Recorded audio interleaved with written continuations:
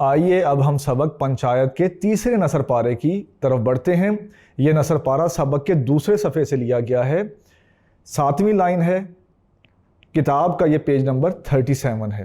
یہ ایک separate paragraph ہے جس کا آغاز ان لفظوں سے ہوتا ہے، پنچایت کی صدا کس کے حق میں اٹھے گی۔ یہاں سے یہ پیراگراف شروع ہوتا ہے، آپ نشان لگائیں گے، اور ختم ہوتا ہے، آسمان سے فرشتے تو پنچایت کرنے آئیں گے نہیں۔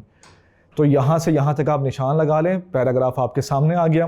اب ہم بڑھتے ہیں حوالہ متن کی طرف۔ تو حسب روایت سبق کا نام آپ لکھیں گے پنچایت، مصنف کا نام لکھیں گے منشی پریم چند۔ اس کے بعد باری آتی ہے سیاق و سباق کی۔ سیاق و سباق میں آپ لکھیں گے کہ اس نثر پارے سے پہلے سبق میں جمن شیخ اور ان کی خالہ کے معاملات کا ذکر کیا گیا ہے۔ جمن شیخ کی خالہ بوڑھی اور بیوہ خاتون تھیں۔ ان کی جائیداد جمن شیخ نے ہیلے بہانے سے اپنے نام کرا لی۔ اس کے بعد جمن شیخ کا اپنی خالہ سے سلوک بدل گیا۔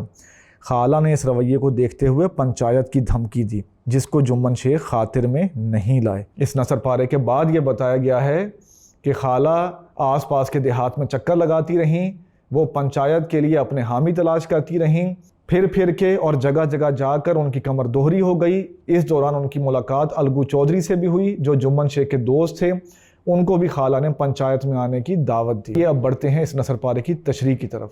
اس نثر پارے میں اس سماجی ناانصافی کا ذکر کیا گیا ہے جو ہماری دنیا میں عام طور پر دیکھنے میں آتی ہے۔ وہ کہتے ہیں نا، جس کی لاٹھی اس کی بھینس، انگریزی میں کہا جاتا ہے مائٹ از رائٹ۔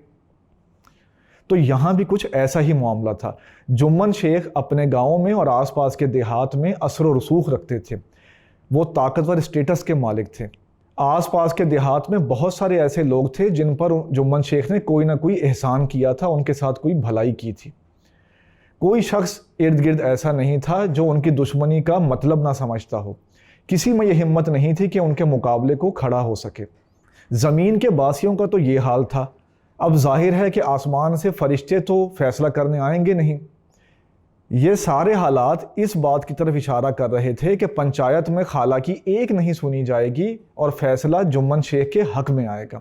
ان باتوں کو آپ اپنے لفظوں میں لکھ دیں گے تو اس نثر پارے کی تشریح مکمل ہو جائے گی۔